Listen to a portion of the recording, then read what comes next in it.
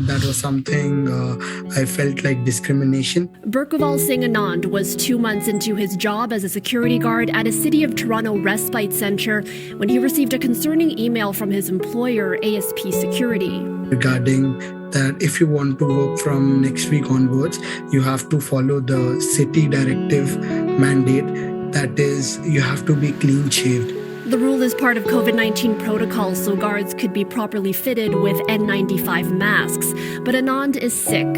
Having uncut hair, including facial hair, is a major tenet of his faith.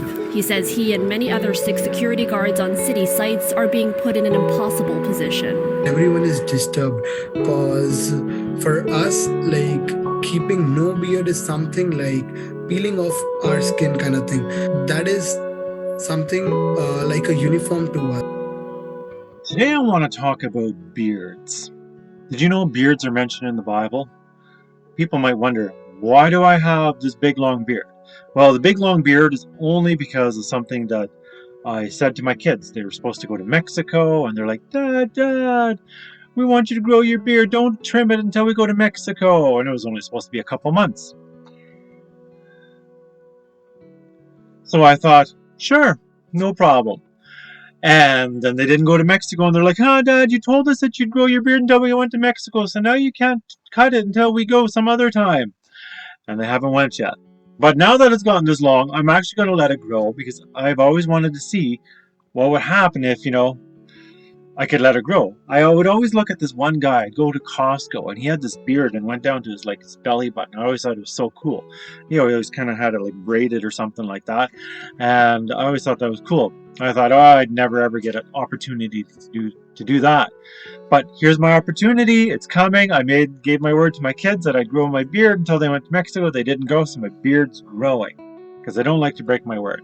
It wasn't a promise, right? And I'm sure that, if things came up and I had to trim my beard or do something like that, that I would. But it's just what it is. I said that I would, and it's one of those things that it's no harm to keep my word. Now, for me, I've always grown a beard. When I was 16 was, I think, the first time that I grew my first beard, or around that time where I actually had a nice full beard come in. And what I'd do is I'd grow it every fall, and I'd have it through the winter, and then come in the middle of spring, I'd usually trim it off. There was one time I think I did it in summertime, and I kind of had a little bit of tan lines. So I started cutting a little bit earlier, and that's what I'd usually do. I'd usually have the beard in the winter and then cut it in the spring. And my dad would always tell me, he's like, you know what, having the beard in the summertime is cooler. But for me, it was like, well, how could that be cooler? Your face is covered. It's got to be warmer because it makes my face warmer in the winter. It's really nice to have in the winter. But then the first time that I grew it and left it grow through the summertime, I understood what he said. When the sun's not hitting your face isn't getting hot so it's just like being in the shade all the time, right? You can stand underneath a tree and you're in the shade. It's still hot outside and the temperature's not changing a whole lot, but when the sun's not on you, it's not baking you. So of course my face is always cooler where my beard is, and my dad was correct in that. I guess it wasn't a theory, he was just correct. But what does the Bible talk about the beards? Now there's 2 verses in the Bible that talk about beards, and there's a reason why I don't shave my beard off anymore. You can find in Leviticus 21 verse 5, it says, Thou shalt not make a baldness upon thine head, neither shalt thou shave off the corner of thy beard, nor make any cuttings in thy flesh. So here it's giving you 3 different things. It's talking about not making baldness on your head, so you're not supposed to shave your head. You're not supposed to shave off the corners of your beard. And it says, do not make any cuttings in your flesh. Well, everybody will say, yeah, well, you shouldn't be cutting your flesh, but they'll look at it and say, well, there's nothing wrong with shaving your head, and there's nothing wrong with shaving your beard. Especially the beards today, everybody shaves their beard, and they don't even think about it. But they would not say it's okay to cut your flesh. Well, how do you separate these things? And this was my question, how do you separate these things?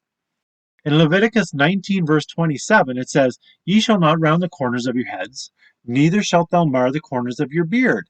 You shall not make any cuttings in your flesh for the dead, nor print any marks on you. I am the Lord. So here's a verse that years ago people used to say, the Bible says not to have tattoos, right? Because it says, don't print any marks on you. But then it's all together with Don't be rounding the corners of your head, and neither should you mar the corners of your beard. So these two verses, they say things just a little bit differently, but they're saying the same thing, that you're not supposed to cut your beard off. So this is something that I kind of wrestled with for years, and it brought me to think, was it just man made in the image of God, or was it women and men made in the image of God? Well, their answer is both in a way in the Bible. When I go through the Bible, it actually says something kind of interesting. So yes, man and woman are both made in the image and both made in the likeness of God, but I think that the Bible is actually making a distinction. And I'll explain it in a minute, but just let's go through the verses. In Genesis 1, verse 26, it says, "And God said, Let us make man in our image, after our likeness, and let them have dominion over the fish of the sea." So I added that second part. It said, because it said, let them have dominion over the fish of the sea. But it's not necessarily meaning man and woman. It could be just men, or it could be man and woman, and I can't say either way.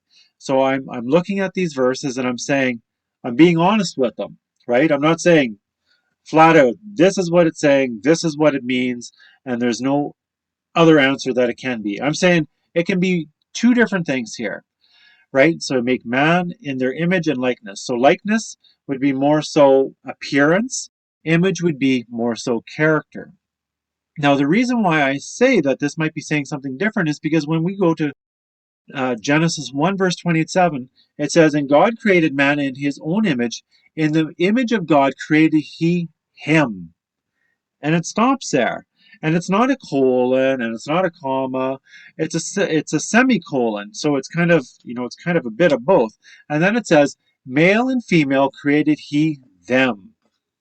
So it's interesting because they didn't have to say that. He could have just said, and in the image of God created he male and female, or it could have said him and her, or however it is, but it says no. God created he him, male and female created he them. So it's like an afterthought, but the same. So it's saying, yes, woman is also made in the image of God, but I made man a little bit different. And if we think about it, men and women think differently, they act differently. Throughout the Bible, the man is always to be the head. The Bible tells you that man is the head of woman. But the two are one flesh, and we have to remember that. So they're equal at the same time because they are one, yet man is head. And it's not to have dominion or it's not to rule over her or anything like that. God just gave a distinction that he created them just a little bit different for a reason.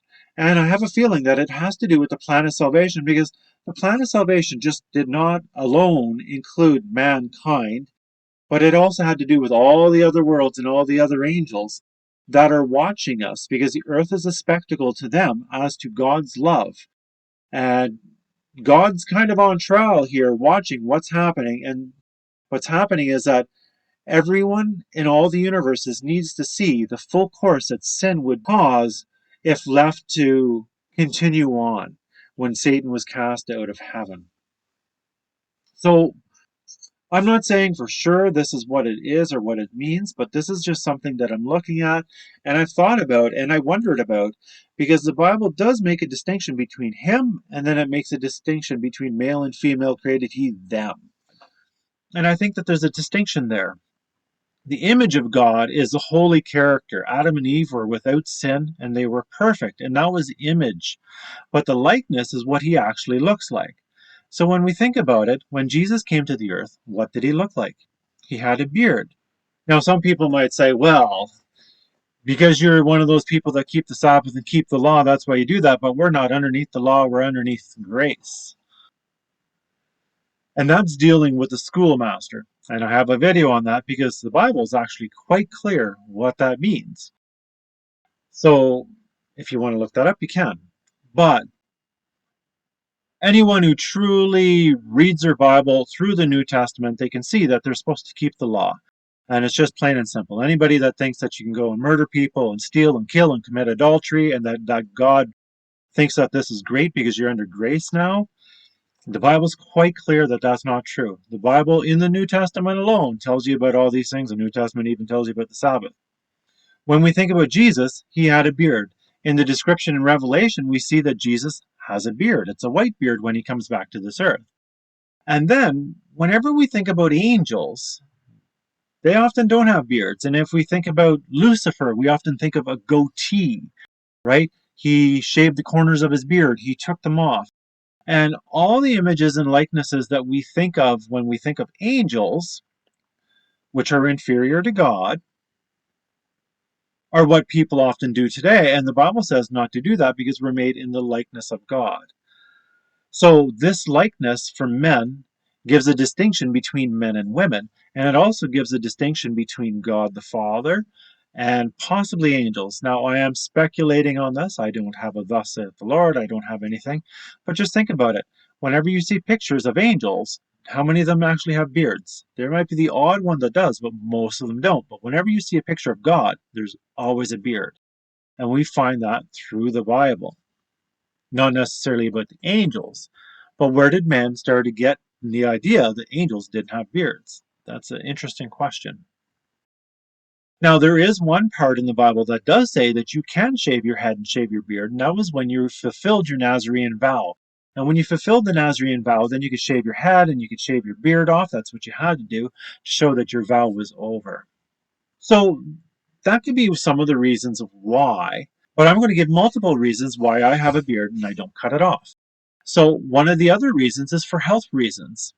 So because the body is a temple of God, we don't want to do anything that's going to hurt it or harm it, and we don't want to defile it. And people will say, what in the world health reasons can there be? Because people will say, it collects bacteria, it does all these different things, and all these ideas of what happens. Turns out that probably strengthens your immune system a little bit. The Dermalayan Institute, which deals with dermatology, which is skin, put out an article, When the Razor Meets the Skin, and a Scientific Approach to Shaving. And it says, a survey conducted by the International Dermal Institute indicates that 79% of male respondents say they have one or more skin problems that they notice daily, and yet the selection of their shaving products rarely takes this into account. Shaving can not only result in razor burn, ingrown hairs, razor bumps, but it can lead to increased sensitization and inflammation and results in premature aging. And not to mention cutting of your face, right? The Bible said, no cutting of your skin. How many people are cutting their skin when they're shaving? Uh, could they be connected? No, but we know that cutting hurts you. So when you cut yourself, it's not a good thing. So for health reasons alone, we can see that almost 80% of people have problems when they shave. Now, anybody who's watching this will probably automatically not admit it. It's just the way people do things and say things. They'll never admit something that they don't want to do. I like my shaving, but I'm not telling you to grow a beard. I'm just showing you why I grow a beard, why I don't shave it off, and I do it for religious reasons. Now, there's another thing that I think combined with the other is probably the most important thing, and that is for religious freedom. And some people might ask, what do you mean for religious freedom? Well, today, just before I did this video, I watched a video on the news where a Sikh person was losing their job because they did not shave off their beard. And this was due to COVID-19 because they had to wear a mask, and the mask doesn't fit very well if you have a beard because the air goes in and out, even though the virus for COVID-19 can go in and out of the mask as well. But that was the reasoning for it, because you didn't have a well-fitting mask. Even when I was working construction, I could not do certain jobs because I had my beard. I'm like, I don't shave my beard. It's not coming off just so I can put on a mask and go do something that, is that harmful to me if I don't.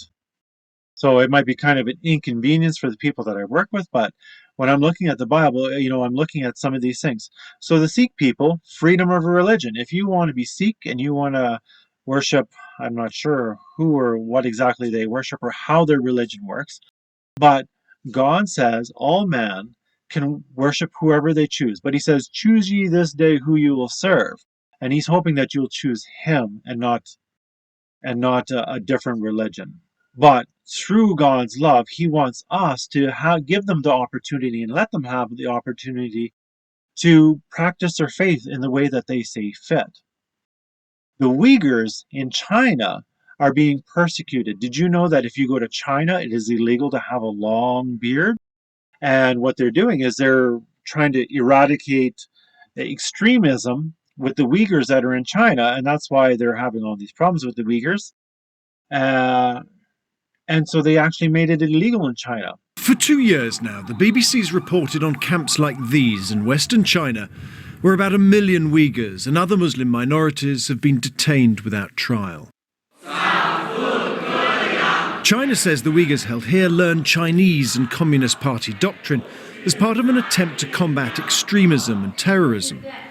But a leaked document seen by the BBC suggests these camps are part of a comprehensive crackdown on religious practice. Across 137 pages, the spreadsheet sets out in huge detail why more than 300 Uyghurs from one particular county in Xinjiang province were considered for detention. Some were detained because they had applied for a passport, they had relatives abroad, or had unintentionally landed on a foreign website while searching the internet.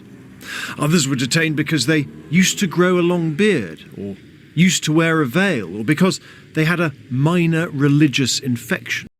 But some might say, that's in China or that's in some of those communist countries, but that doesn't affect anybody that lives in a democracy. But does it? When my dad went to Bible college, they could not have a beard. In many churches, you were not supposed to have a beard. Not all churches, but there's quite a few churches that did. The Catholic Church wasn't one of them, but there were some churches that were saying, hey, no beards allowed, because that just meant that you're keeping God's law, and they didn't believe that you're supposed to keep God's law. And then you also know, because the Bible tells the Jews not to cut their beards, you'll see that the Jewish people have beards as well. So it's about religious freedom, it's about toleration, and it's about not judging a person on their appearance. For example, having a beard, meaning that you're a religious fanatic or anything like that, although people are probably might be thinking you're a religious fanatic for having a beard and thinking all these things right now. But I believe that God wants his children, Christians, to have beards, not to cut them. They can be shorter, it doesn't have to be long like mine is. Doesn't really matter. But the idea is that freedom for other people to follow the religion that they choose to follow, and that people can't be judged on their appearance. All men are equal. And also for health principles too, I think it's good to have a beard. Having to wear a mask all the time, we know is not good, that is harmful to you. It's not that harmful that it's going to kill you, but it's one of those slow things that it's not good for you. And your beard just kind of helps you to be able to breathe a little bit better when you have to wear a mask when you're going into some of these stores and stuff. So I've been actually happy to have a beard. So from all these things, these are the reasons why I have a beard. I believe that it's really here for the end of time, that Muslim people can have beards, Sikh people can have beards, Jewish people can have beards, and they can't be forced to shave them off and go contrary to their beliefs. And that is what freedom of religion is about. It's not about just Christian beliefs. It's about the beliefs of even the pagan gods, the idols that other people worship. God didn't destroy them. They're here on this earth, and they're free to practice those religions as they so choose. It's my prayer that you might take these things, think about these things, and just ask yourself, if God said it twice in the Bible and we can't see a type or a ceremony for it, could it actually be so that we can be promoting at the end of time freedom of faith, freedom of choice, freedom to live your life as the way you see fit that does not affect someone else, and freedom to do things that are beneficial for your body and that do not hurt your body, such as shaving does, as we see, like almost 80% of people have problems when shaving. I was one of them. I believe that as we're coming here to the end of time, that God is going to have a people here on this earth that are going to be a living testimony. They are going to be the true witness of primitive godliness by the Bible and the Bible alone.